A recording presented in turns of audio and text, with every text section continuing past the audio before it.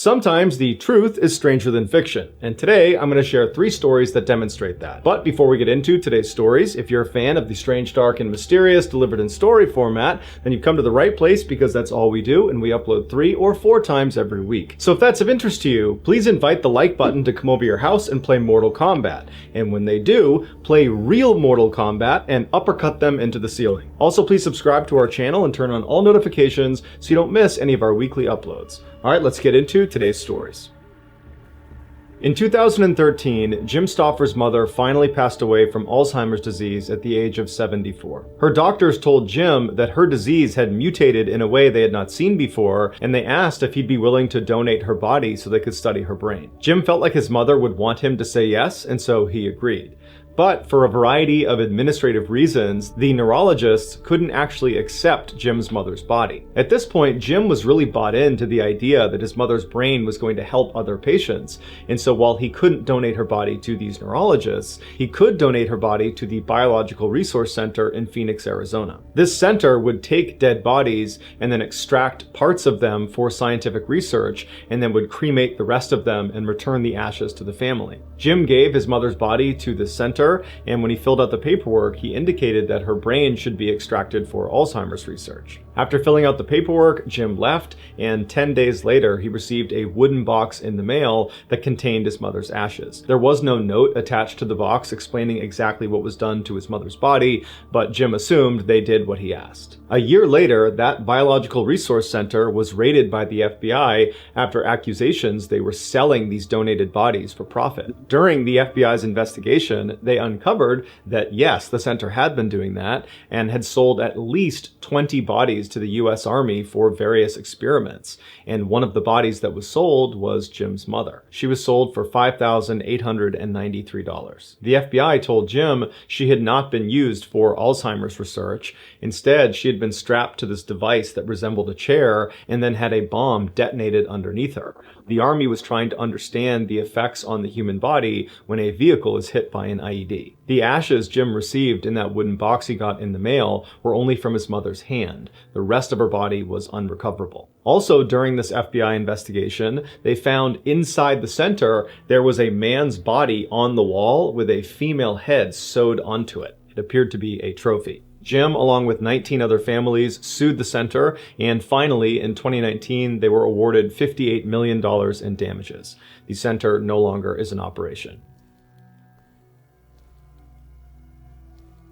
In 2004, Mitch was in his final semester at a college in Louisiana when he met another senior, a wonderful young lady named Kayla. From the instant he saw her, he knew he was in love. She played hard to get at first, but after several months, he won her over. After graduation, the pair stayed in Louisiana and moved in together while they got their careers off the ground. 2 years later, the pair got married, and almost immediately, Kayla got pregnant. At the time, Mitch's career was really starting to take off, which allowed Kayla to stay at home and take some time off. By the time their daughter was born, Mitch was making so much money that Kayla decided to just stay home and be a full-time mom. A couple years later, Kayla got pregnant again, and by the time their daughter was 2 years old, they had their son. Mitch adored his children. Every morning before he went to work, he would sneak into their room and he would watch them sleep. And then in the evenings, they would have these big family sit-down meals and then play games together until bedtime. Mitch's life was perfect. Shortly after his son's birth, Mitch was lounging on the couch in his TV room when he noticed out of the corner of his eye the red lamp in the corner of the room. It just looked funny. It was almost like the light itself was blurry, but when he looked a little bit closer at it,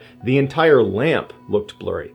And so Mitch looked around the room and nothing else was blurry. He rubbed his eyes and looked back over at this lamp and it was still blurry. He turned the TV off and walked over to the lamp, and even though he was right in front of it, the lamp was still blurry. And Mitch didn't have bad eyesight, and so he's thinking, is there something wrong with me? Am I having a stroke? Do I have an aneurysm? Is there some sort of illness here that's making me see this lamp blurry when it's really not? But Mitch told himself he was healthy and that whatever this was, it was an anomaly and nothing to worry about. And so he went back over to the couch, turned the TV back on, and tried to ignore the lamp.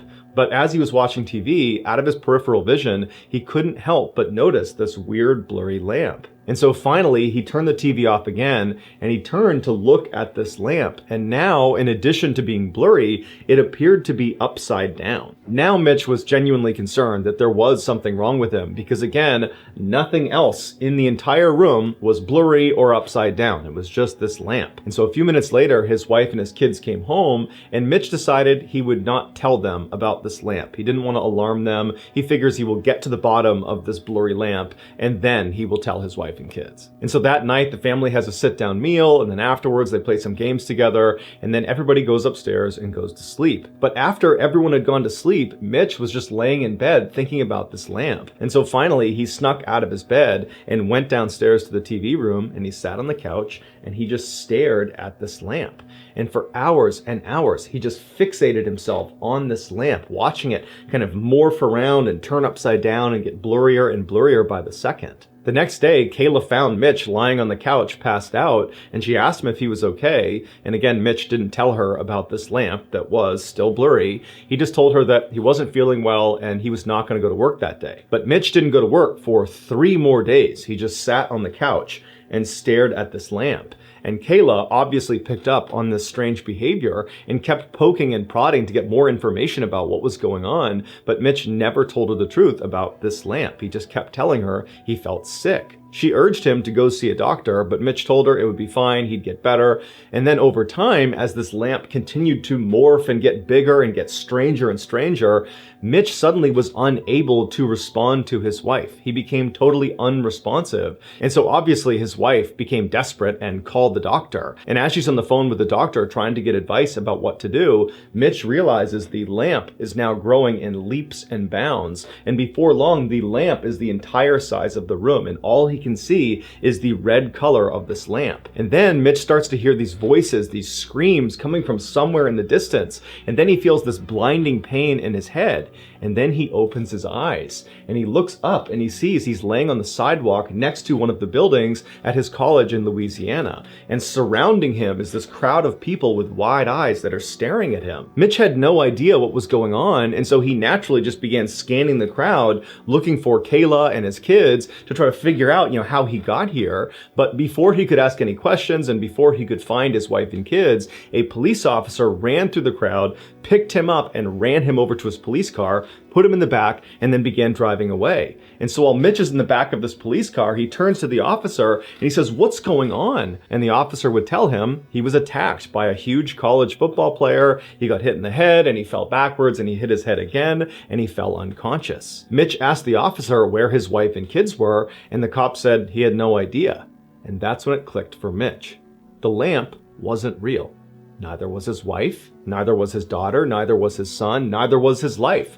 For the past 10 years, it was all a hallucination while he was unconscious after getting attacked. Mitch was brought to the hospital where he would make a full physical recovery, but after being released, he was horribly depressed, and he had to get intense therapy to basically grieve for the loss of his family that never existed. These days, Mitch says he can barely remember what his family even looked like, but periodically in his dreams, he will catch a glimpse of his son in his peripheral vision, and his son is perpetually 5 years old, and he's trying to talk to his father, but Mitch can never understand what he says.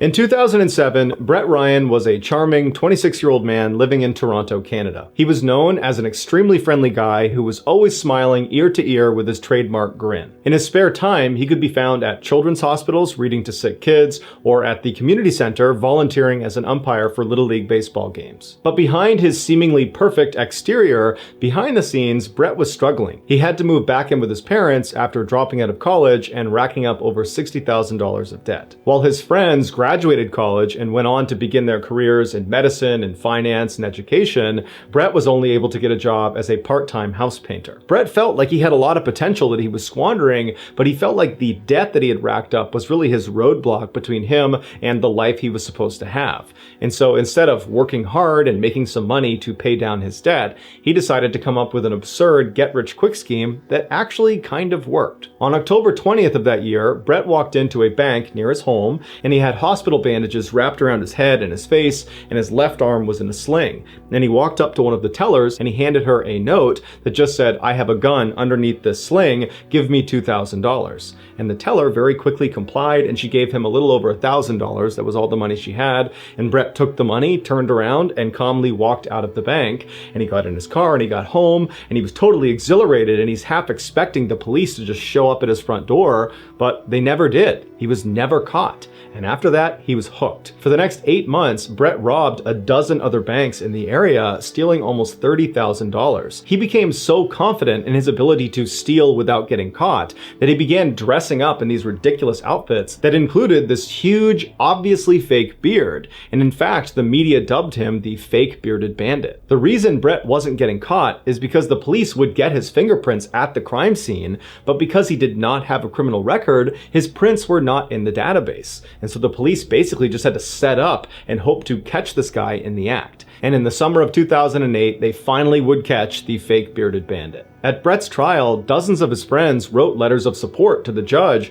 saying that Brett was actually a great guy, that this was a product of desperation and a total break from his normal character. And some of the organizations that he volunteered with did the same thing, writing letters to the judge saying what a meaningful contributor Brett was to the community. When Brett spoke at his trial, he was incredibly remorseful and said he had allowed his debt to get totally out of control and that admittedly he had not handled it well. And so the judge took all of this into account, all the letters of support and Brett's overall appearance in court, and he decided that this was indeed a break from character and that Brett was actually a very promising young man and that he did not deserve the harshest penalty. And so Brett was sentenced to just under 4 years, which considering the crime was a very lenient sentence. And so Brett went to jail, but then less than 2 years later in 2010, he was granted parole and allowed to move back in with his parents. And his parents would say he was a changed man ready for a fresh start. But Brett would find life outside of jail was exponentially harder now that he was an ex-con. It was extremely hard to get a job, which meant he had no income, and without an income, he couldn't pay down all those debts he had, and so he had to declare bankruptcy. As for life at home, it was very difficult. Brett's family was very embarrassed about what he had done, and when Brett moved back home, it was obvious that all the neighbors were gossiping constantly about their family.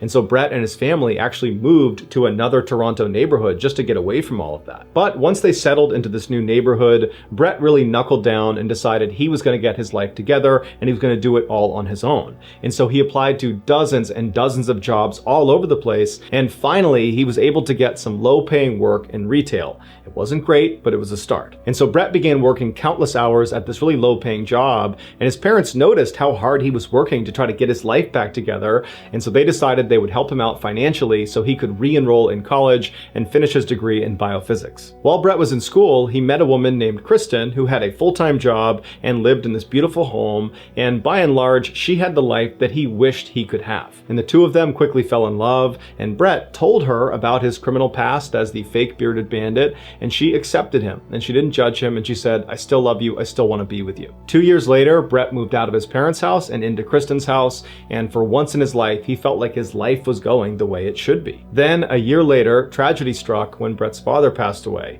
and suddenly Brett had to go to his mother's house all the time to try to help her out. And his mother was very appreciative of the time he was spending with her, and so she actually began paying him for the work he was doing around the home. And considering Brett was a broke college student, this was a huge help, and in many ways, it really brought Brett and his mother together. A year later, in 2015, Brett proposed to Kristen, and she said yes.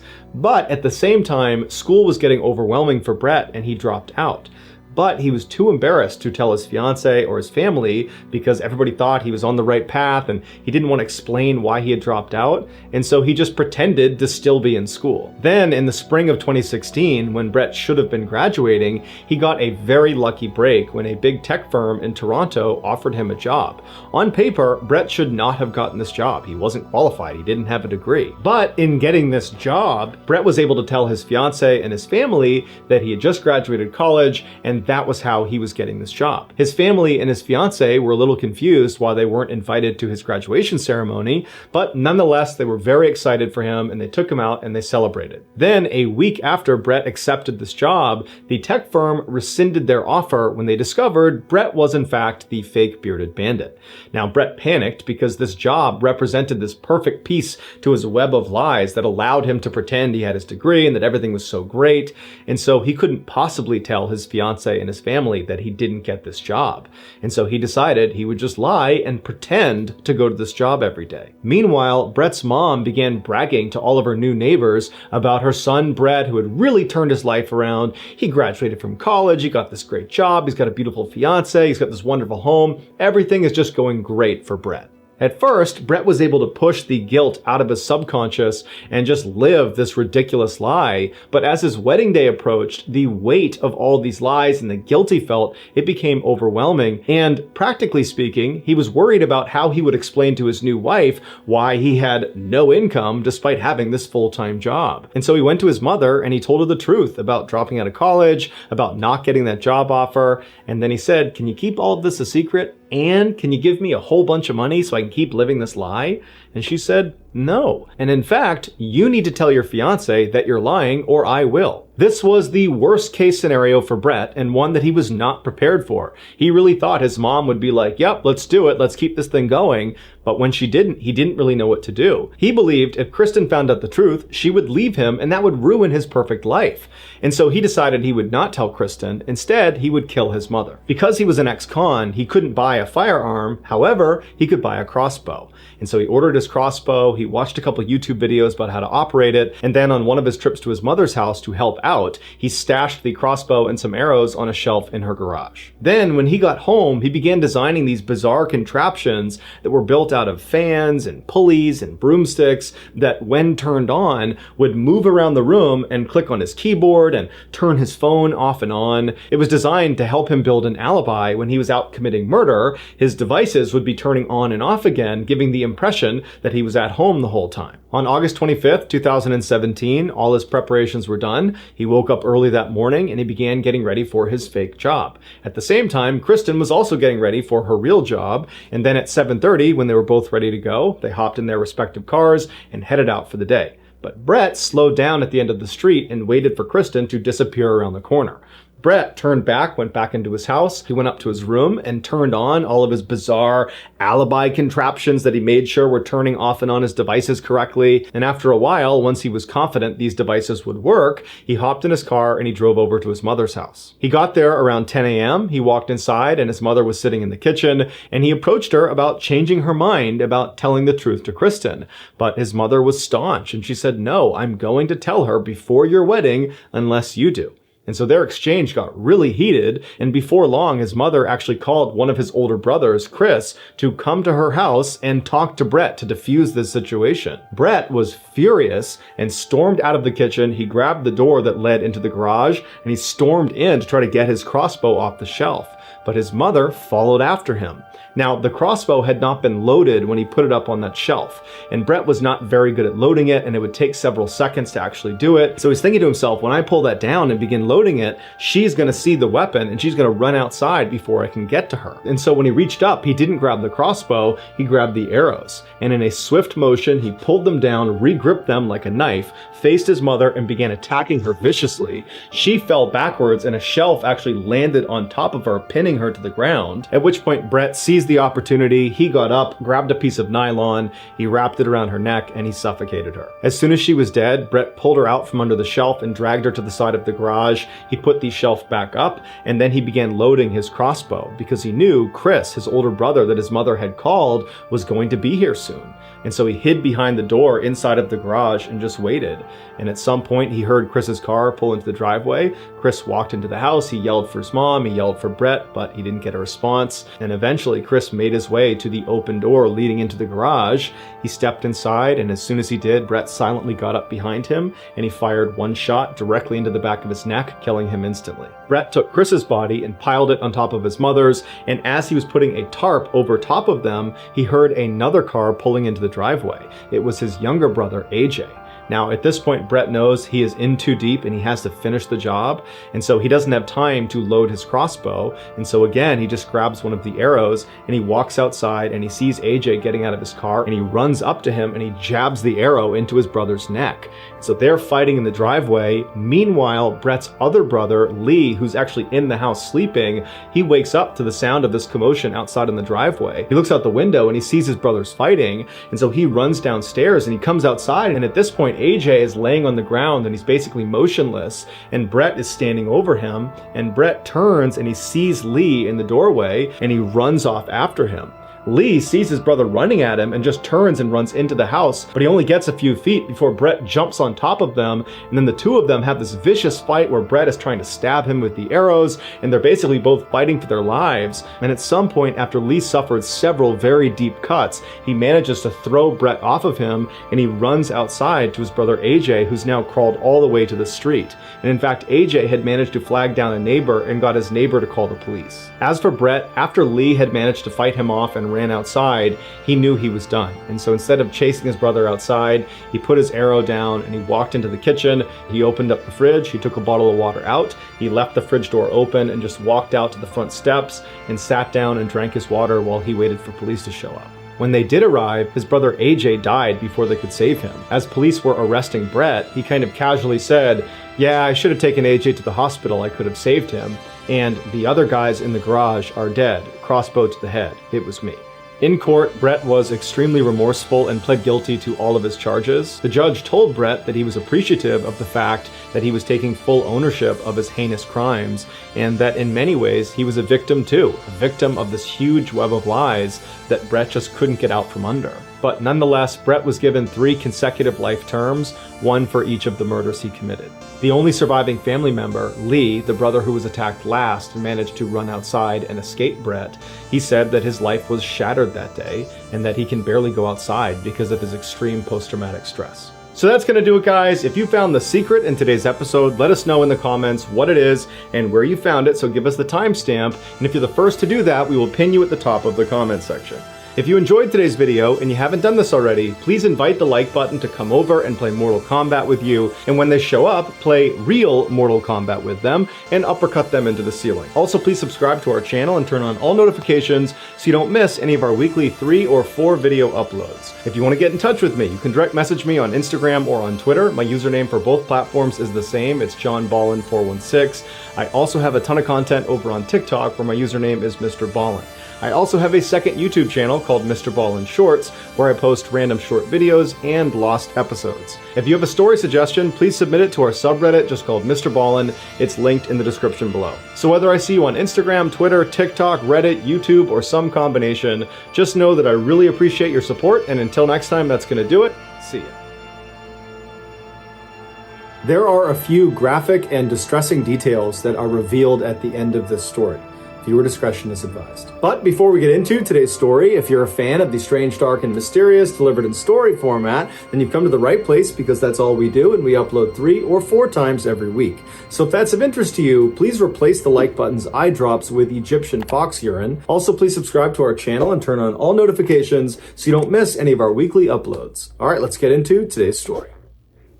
On the morning of February 2nd, 2012, a young man pulled off a 4-lane highway in Anchorage, Alaska, into a large, snowy parking lot. He passed by dozens of parked cars until he arrived in front of this small shack that was brightly teal colored. It was a popular coffee shop called the Common Grounds, and this young man worked as a barista there. After he parked his car, he walked up to the white door employee entrance to this little building, and he got his key out and he went to unlock the door, but when he turned the key, he saw the door was already unlocked. He knew the girl who had worked the previous night and would have been responsible for locking the shop up. She was 18-year-old Samantha Koenig, and although she had only been on the job for about a month, she seemed very responsible and had never had any issues closing up before. The young man shrugged it off though. He figured people make mistakes, and he went inside.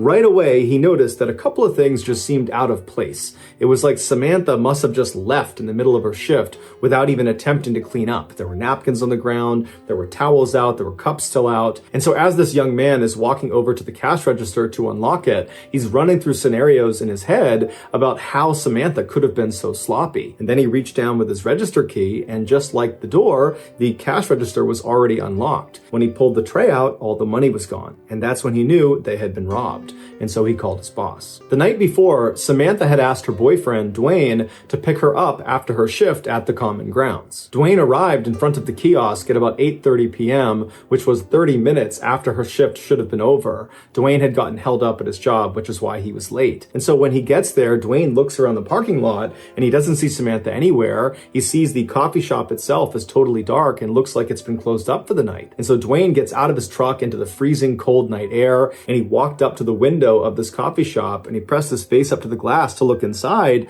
but there was nobody in there. Dwayne automatically went back to the fight he had gotten into with Samantha earlier in the night via text message. She had accused him of cheating on her. He had been kind of nonchalant, like he didn't care about it, and what ensued was a really ugly fight. And so as Dwayne is walking back to his truck, he's thinking to himself, maybe Samantha just didn't want to see him because of the fight, and so at the end of her shift, she got a ride home from her father or maybe from a friend, and that's why she's not here. And so Dwayne gets back inside of his truck and he sends a text message to Samantha asking if she's okay, if she's gotten home, but after several minutes of no response from her, Dwayne, even though they were fighting, he still cares an awful lot about his girlfriend. He decides, I gotta go by her house and make sure she's there and that she's okay. And so a couple minutes later, he gets to her house, he goes up to the door, and her single father, James, answers the door. Dwayne explains that he didn't see Samantha after her shift and just wanted to make sure she was here, but James says, she's not here. I have no idea where she is. I haven't spoken to her.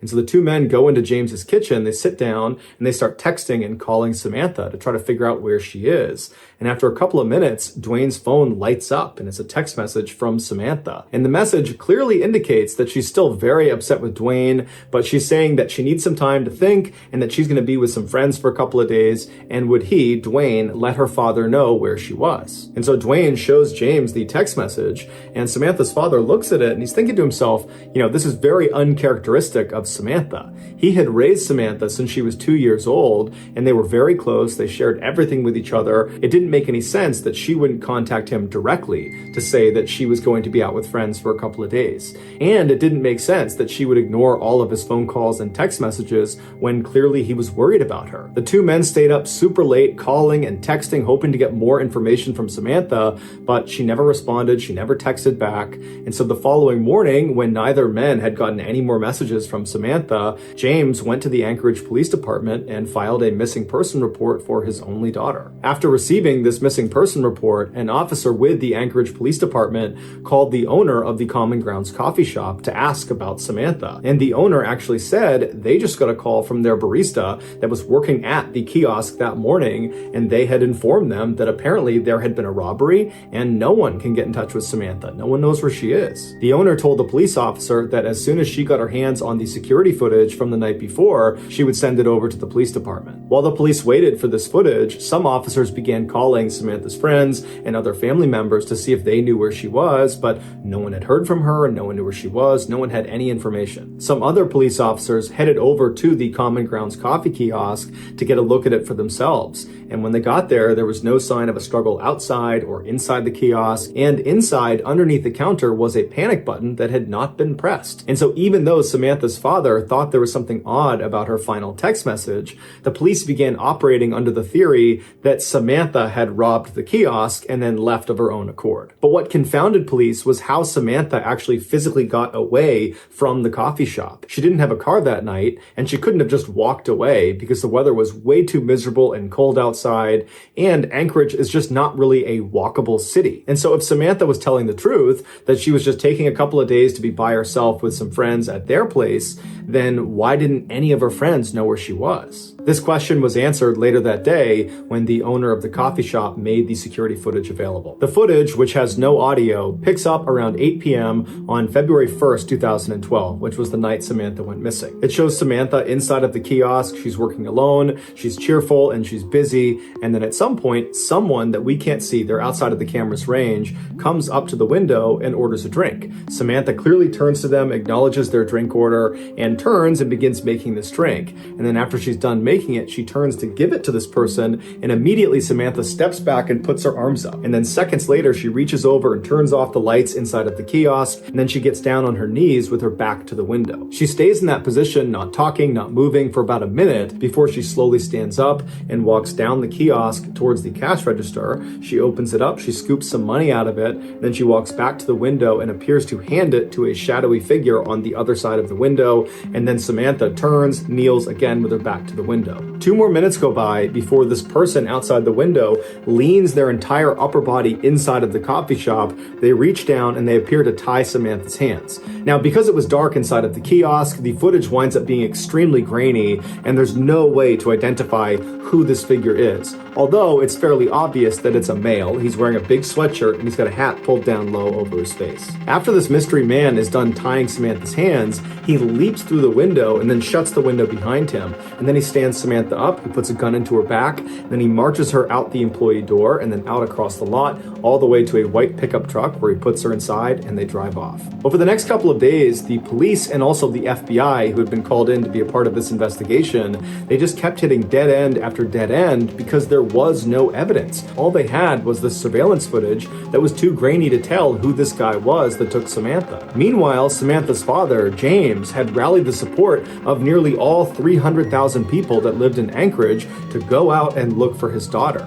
His efforts were so profound, it had attracted major news outlets across the country, and suddenly his daughter's story had grabbed national headlines everywhere. This led to strangers donating thousands of dollars to fund a reward for anybody that had information about Samantha's whereabouts. But despite this reward growing in size every single day, and the national news media becoming increasingly more interested in this case, no one came forward with useful information that led to developments in this case, and Samantha never got in touch with Dwayne or her father. Then on February 24th, so 3 weeks after Samantha's gone missing and no one's heard from her, Dwayne got a text message from Samantha's phone, and it was directing him to a particular sign inside of a nearby public park. And so Dwayne and James read this text, they shared it with the police department, and then they raced to this park and actually beat the police there by about 15 minutes. And so Dwayne and James, they walk through the gates and they start walking down this main trail, and they stop in front of this sign. It was actually a bulletin board,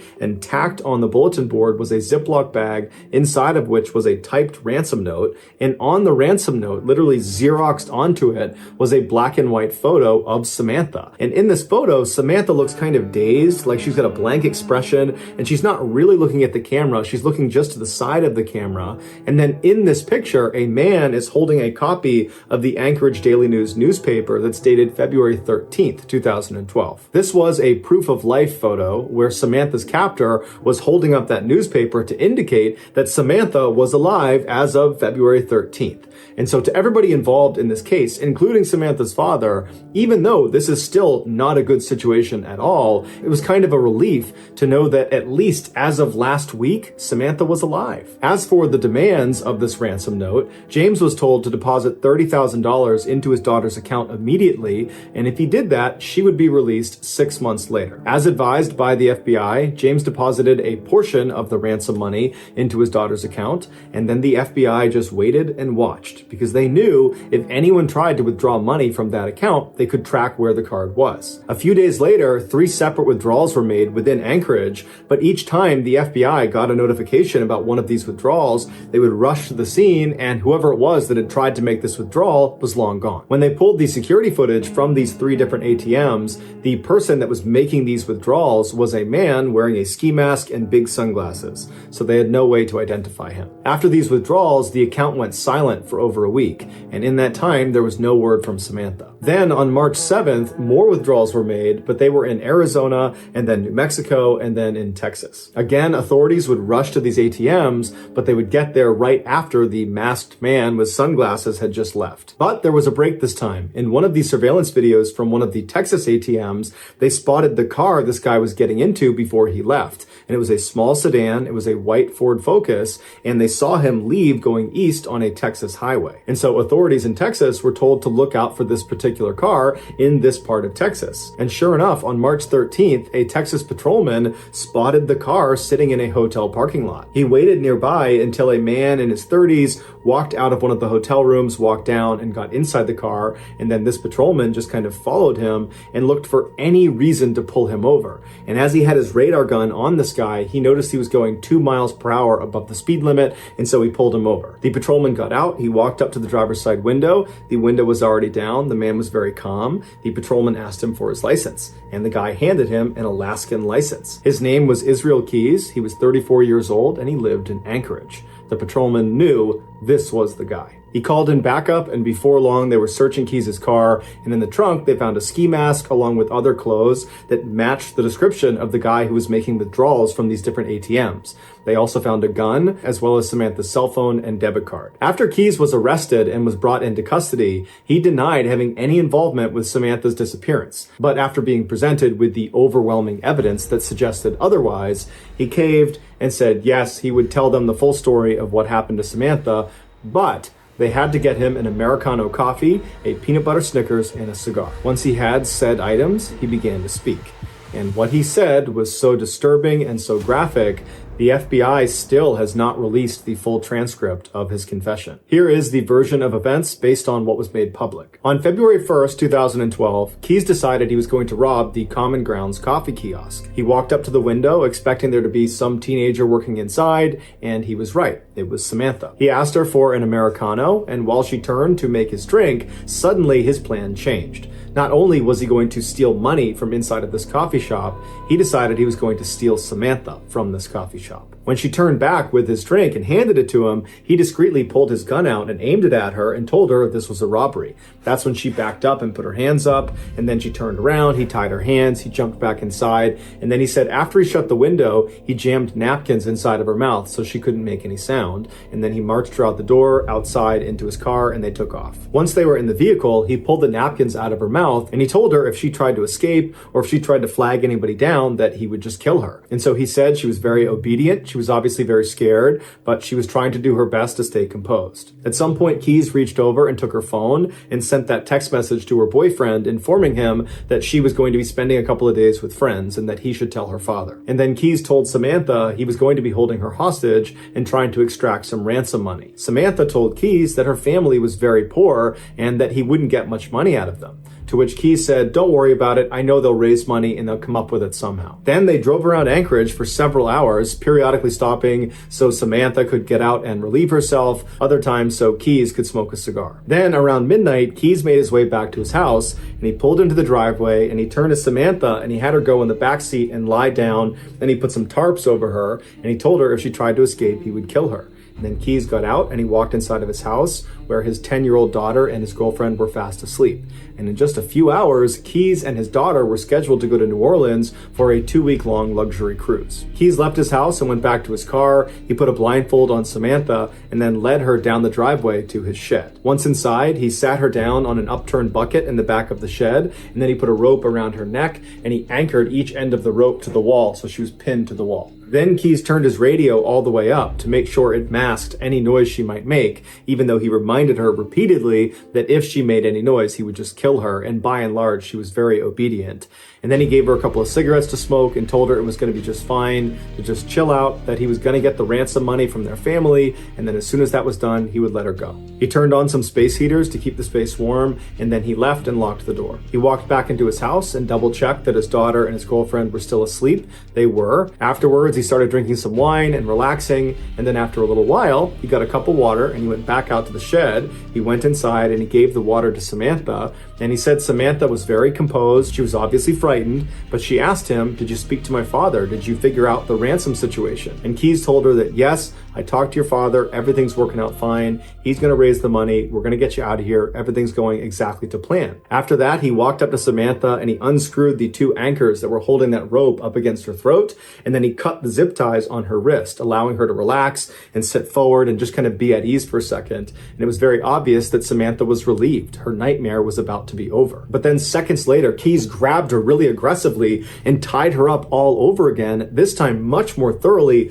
and much more tightly. It had been a cruel trick. When he cut her handcuffs and undid her necktie, he just wanted to see what she would do if she thought she was being let go. When in reality, he was never going to let her go. There was no ransom. He had not spoken to her father. It was all a big lie. Keyes told investigators that as he was tying her up for that second time, he looked at her face and she had this look of total resignation. He said she knew what was about to happen to her. After Keyes tied her up, he left the shed and locked it behind him. He went inside to check one more time to make sure his 10-year-old daughter and his girlfriend were still asleep. When they were, he went back to the shed, he opened it up, he went inside, and this time when he stepped inside, it smelled like urine and sweat, and he looked down at Samantha and she was terrified. He walked up to her and he began to assault her, and then after he was done, he was standing over her getting his clothes back on, and Samantha very stoically looks up at him and says, "Are you going to kill me?" And he says, "Yes, I am." As he put on his leather gloves, she tried to talk him out of it,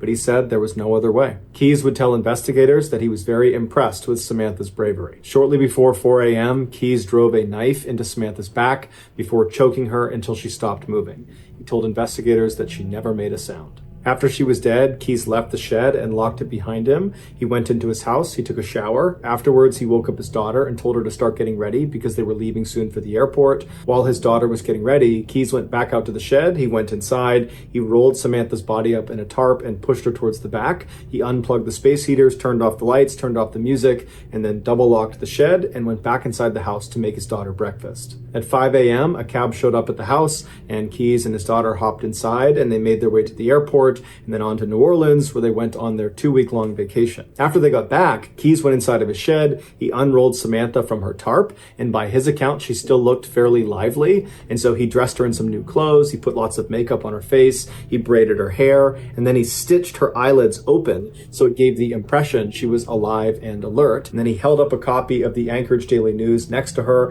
and then took several photos, creating that proof of life photo for the ransom note. If you want to see this photo, you can Google it, but that's up to you. After he took these pictures, he chopped her body up into pieces and then disposed of her in a nearby frozen lake. It would turn out Samantha was not Israel Keyes' first victim. He was in fact a serial killer who specifically preyed on completely random people because he enjoyed watching them die. Over the years, he had hid what he called kill kits all over the United States, which were these caches filled with weapons and other tools designed to capture and kill people. This way, no matter where he was in the country, when he had an urge to go kill someone, he would just go to his nearest kill kit, dig it up, and then go target a random stranger. And he didn't care if you were young, old, big, small, male, female, alone, or in a group.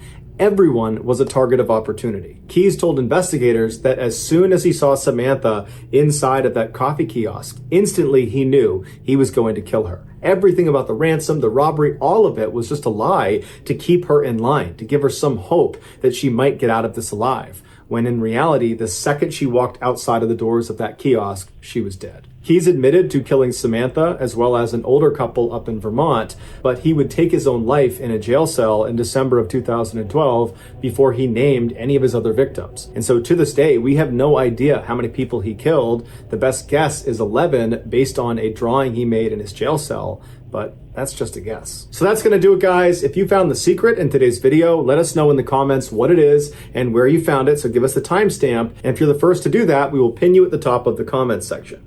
If you enjoyed today's video and you haven't done this already, please replace the like button's eye drops with Egyptian fox urine. Also, please subscribe to our channel and turn on all notifications so you don't miss any of our weekly 3 or 4 video uploads. If you want to get in touch with me, you can direct message me on Instagram or on Twitter. My username for both platforms is the same. It's JohnBallen416. I also have a ton of content over on TikTok where my username is MrBallen. I also have a second YouTube channel called MrBallen Shorts where I post random short videos and lost episodes. If you have a story suggestion, please submit it to our subreddit just called MrBallen. It's linked in the description below. So whether I see you on Instagram, Twitter, TikTok, Reddit, YouTube, or some combination, just know that I really appreciate your support, and until next time, that's going to do it. See ya.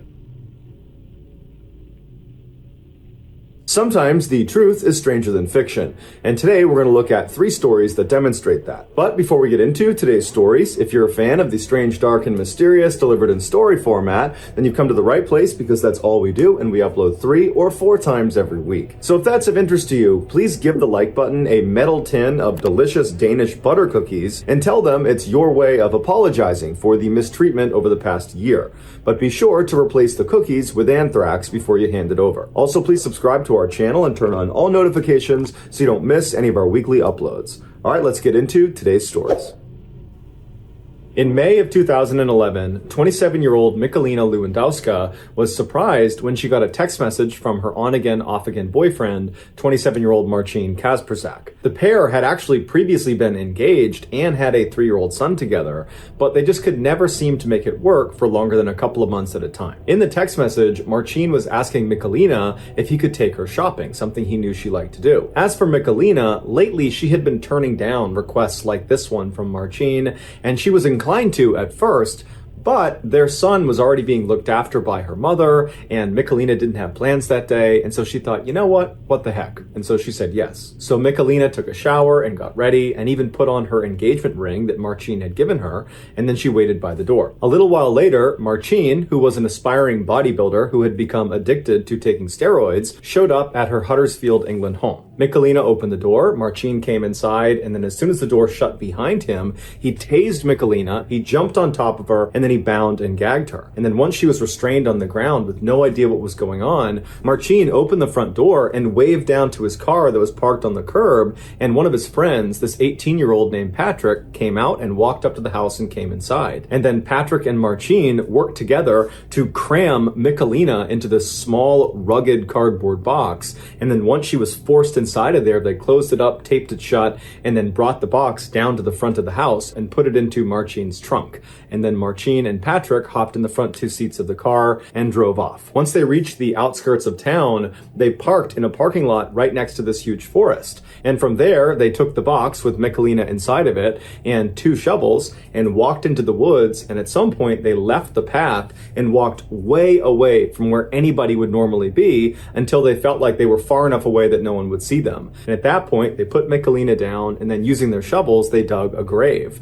Once it was deep enough, they put Michalina in her box inside of the grave, and then they covered her back up with dirt and then put a 90-pound log on top of her, and then the 2 of them just walked away, leaving Michalina to die. In the box, Michalina was not dead yet, but she knew if she attempted to escape with Marcin and Patrick right above her, they would just kill her on the spot, or they would dig an even deeper hole, and then it would be impossible to get out again. And so after waiting an agonizingly long amount of time to ensure Marcin and Patrick had gone, Michalina jumped into action. She immediately tried to wriggle her way out of her restraints, but the position they had forced her into, which was basically the fetal position with her hands tied behind her back, it didn't allow her to move very much in any one direction. And so without any movement, she could not get herself to come free of these restraints.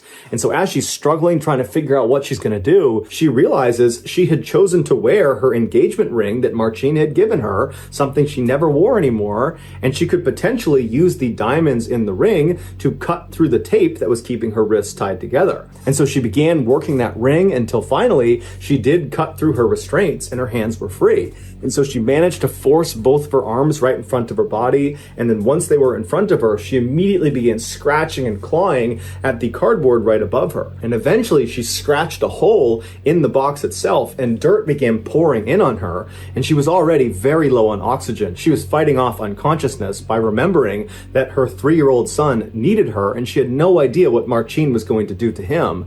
And so she just kept on digging and fighting as the dirt's coming in on her, and she's struggling to breathe. And then finally she pokes all the way through, and she can see sunlight and fresh air comes into the hole. She can breathe again. And then with this huge surge of adrenaline, she forces herself and manages to push all the way up through this hole until she's standing in her grave. And from there, she pulls herself up and out of the dirt, and she runs towards the road episode where she flags down a motorist, and the motorist would call police and then wait with her until they arrived. After Marcin was arrested, the story came out that he had heard a rumor that Michalina was going to be leaving him and going back to Poland with their son, and he didn't want that, so he had decided he was going to kill her. Marcin was found guilty of attempted murder and sentenced to 20 years in prison, and Patrick was found guilty of kidnapping and sentenced to 4.5 years in prison.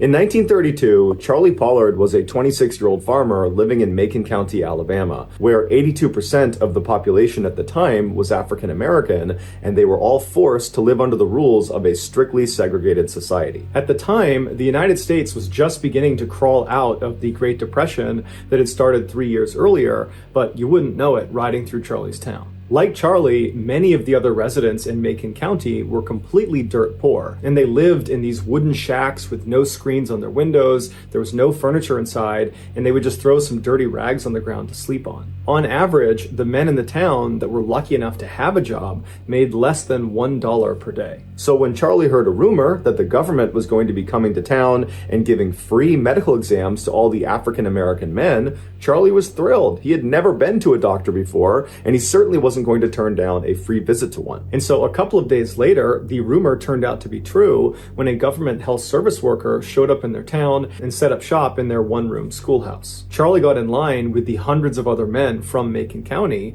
and then by mid-morning it was his turn, and the health service worker told him that today they were just going to be doing a blood test. And so Charlie eagerly rolled up his sleeve and stuck his arm out. A couple of days later, the results from the blood test had come in, and Charlie was informed that he had bad blood. Bad blood was a commonly used term in that area at the time to describe a wide array of ailments. The worker didn't get into specifics about what Charlie's diagnosis meant.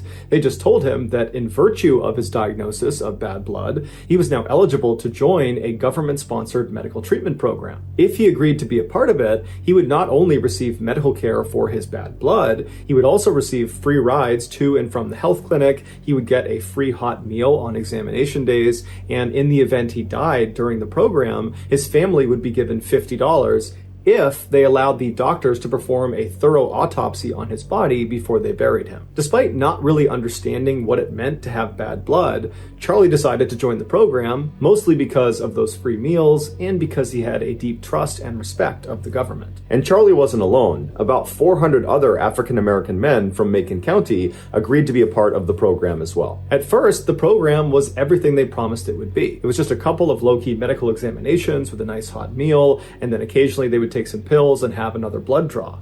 But eventually they started being given regular, excruciatingly painful spinal taps that would leave them bedridden for weeks afterwards. But despite this painful and surprising turn of events that none of the men saw coming, they were not aware they would be getting spinal taps as part of this program. Charlie and the other men were convinced this program was still in their best interest and that they could trust the government to eventually cure them of their bad blood. And so Charlie and the other men didn't resist the spinal taps or other follow-on painful and bizarre medical procedures that they were being told was good for them and would help them get rid of this bad blood. Less than a year later, men in this program began getting sick. They started developing rashes and sores all over their body. Their bones and joints would ache. They began losing hair. They had indigestion. They had headaches. They had constant fevers. And for some of the men, these symptoms would eventually subside. But for others, they got dramatically worse. For those men, they would develop tumors and their bones would start to disintegrate. They would go blind or deaf or become paralyzed, or they would simply die. But despite the obvious ineffectiveness of this treatment program, it persisted. When America entered World War II in 1941, Charlie and many of the other men in this program wanted to enlist in the military and go join the fight.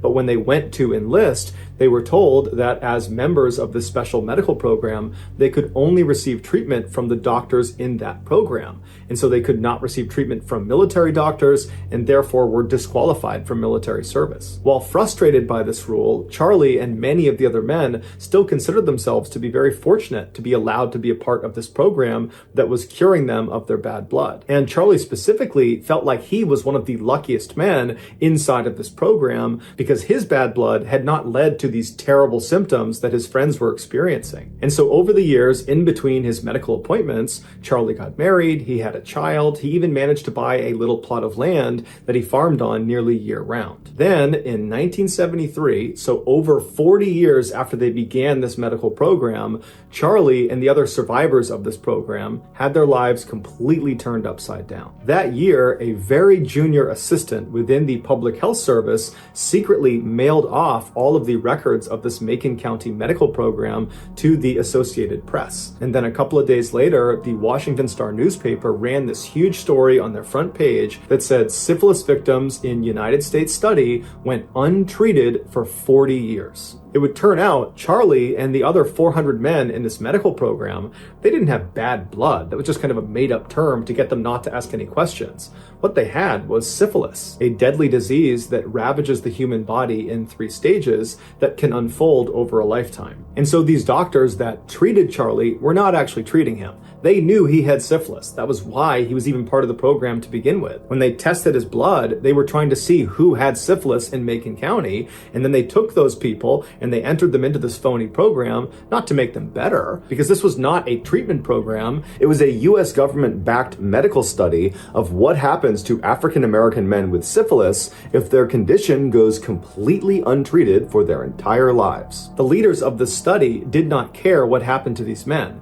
and that point was made crystal clear when in the 1940s a cure for syphilis was discovered, penicillin. But instead of giving it to these men and saving their lives, they intentionally hid the cure from them and prevented them from getting it. This is why these men were not allowed to enlist in the military or seek outside medical care, because those doctors would discover these men had syphilis and they would just give them penicillin, curing them, but that screwed up the study, and so they couldn't have that. The Public Health Service chose Macon County, Alabama, because at the time, 35% of the population was already infected with syphilis, and because they knew the men in this town would be largely uneducated and poor and desperate, and therefore easy to trick into joining this highly unethical study. At least 28 men in the study died as a result of their syphilis infections, and countless others suffered from long-term side effects. Charlie was 66 years old when he heard the news. Finally, he had an answer. Bad blood meant he had syphilis, but fortunately his syphilis had either burned out or gone dormant. But he thought about all the other men in the study that had not been as lucky,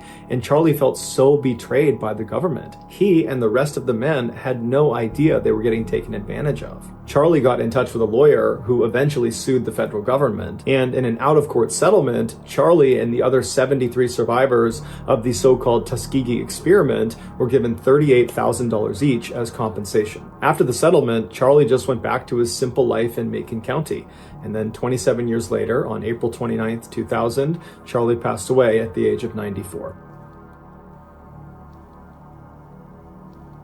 In the early morning hours of March 11th, 1989, 4 young men who were all in their 20s and all very close friends left their homes in East Texas and headed south. 9 hours later, they arrived in the beautiful resort town of South Padre Island, which is just off the coast of southern Texas. They were there to enjoy their spring break by sunning on the beach, drinking in bars, and meeting girls. When they finally arrived that night, they were so exhausted from the trip that they went right to bed. The next morning, when they got up, they went straight down to the beach and they had some drinks, and then by the afternoon, they were talking amongst themselves, and they decided that for their first full night of being on vacation, they would kick things off with a bang, and they would go into Mexico and party there. And so they piled into their car, and they drove an hour southwest to Brownsville, Texas, which is a town that sits right on the border of Mexico. And when they got there, they parked their car and then walked right over the footbridge that crossed the Rio Grande River into Mexico. On the other side, in Mexico, they found themselves in the town of Matamoros, which is very popular amongst spring break goers for their bars and their clubs. And so the 4 friends got a quick bite to eat at a hamburger joint, and then they made their way into the bars and the clubs, and they danced and they drank for hours. And then at some point, they got tired and left the bar scene. They crossed over the footbridge back into the US and made their way back to their hotel in South Padre Island. The next morning, when they got up and they recovered from their hangover, they decided they had so much fun in Matamoros the night before that they had to go back. And so that night, they piled back into their car, they drove back down to Brownsville, Texas, they crossed over that footbridge into Mexico, and then all night they partied and danced and had a great time. And then at some point, the four decided it was time to leave, and so they left their bar and began walking towards the footbridge. But that night, it was so crowded in Matamoros that you could barely move a foot without bumping into someone. And so the foursome split into two separate pairs. And the lead pair, they made their way ahead and they stopped at the gift shop right at the foot of that bridge going back to the US side, and there they waited for the trail pair. The trail pair, which consisted of Mark Kilroy and Bill Huddleston, they weren't far behind, but they got sidetracked when Mark saw a girl standing next to a house that he had seen earlier in the night, and he just wanted to go up and talk to her and say bye to her. And so they go over to this girl, and while Mark is talking to her, Bill moves on ahead and goes down an alleyway to urinate, and then when he comes back out, Mark and this girl are not there. Bill assumed Mark must have just moved on the little ways up to the bridge where the other two friends were at the gift shop, and so after looking around for just a couple of seconds, Bill makes his way up to the bridge and he meets up with the other two friends. And when he gets there, he asks the other two friends, where's Mark? Did he come up here already? And they say, no, we haven't seen him.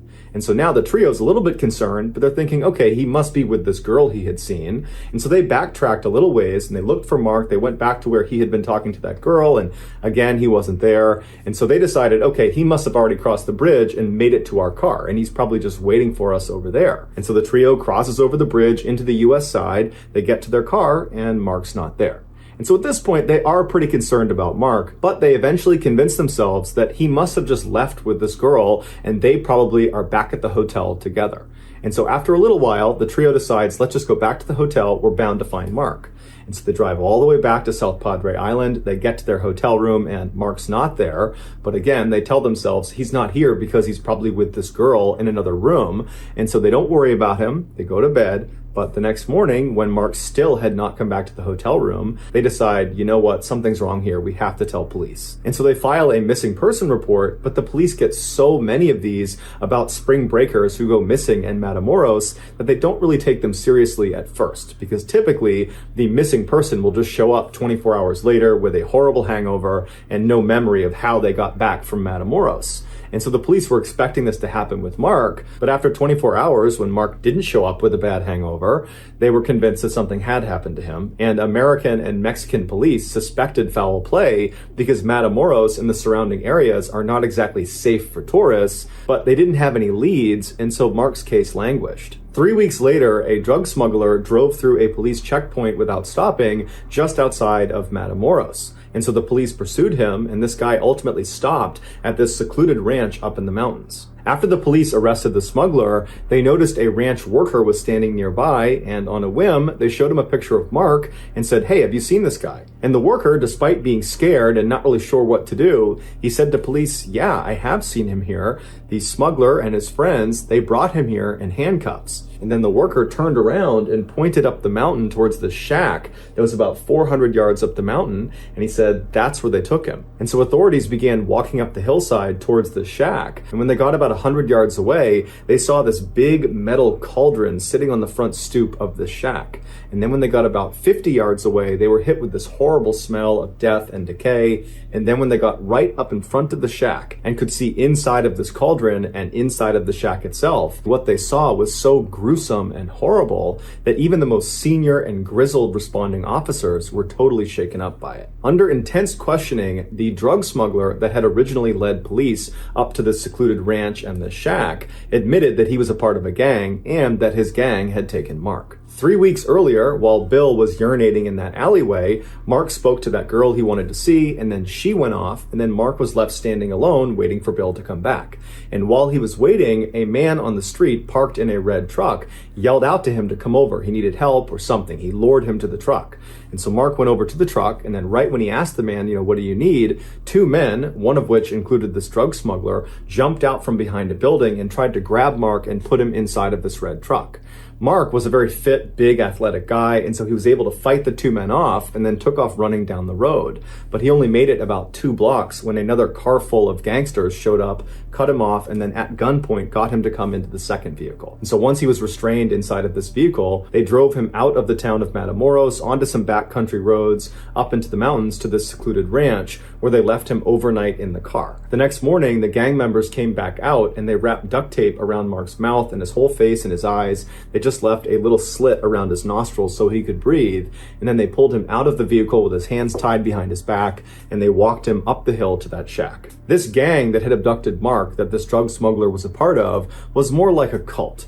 And this cult was led by a man named Constanzo, who practiced a form of black magic called Palo. Constanzo would perform Palo rituals, which he claimed to his followers would make he and all of them invincible. These rituals, which took place in the shack up in the mountains, involved human sacrifice. Constanzo would tell his followers that these people who were going to be sacrificed, they didn't just need to die, they needed to die screaming. Because Constanzo believed the more agony he inflicted on his victims before they ultimately died and were sacrificed to the gods, the more power the gods would grant to he and his followers. And so the people who got kidnapped and marched up to that shack to be sacrificed were subjected to unspeakable atrocities. And Mark had been selected to be the next ritual sacrifice. After Mark was led out of the vehicle with his face all taped up, he was walked up to that shack where he spent several horrifying hours with Constanzo and his cronies, and then at some point Mark was killed when a machete was brought down on the back of his neck. Afterwards, Mark's brain was removed and placed into their sacred cauldron and boiled, and then Mark's legs were removed, and then a long wire was inserted into Mark's torso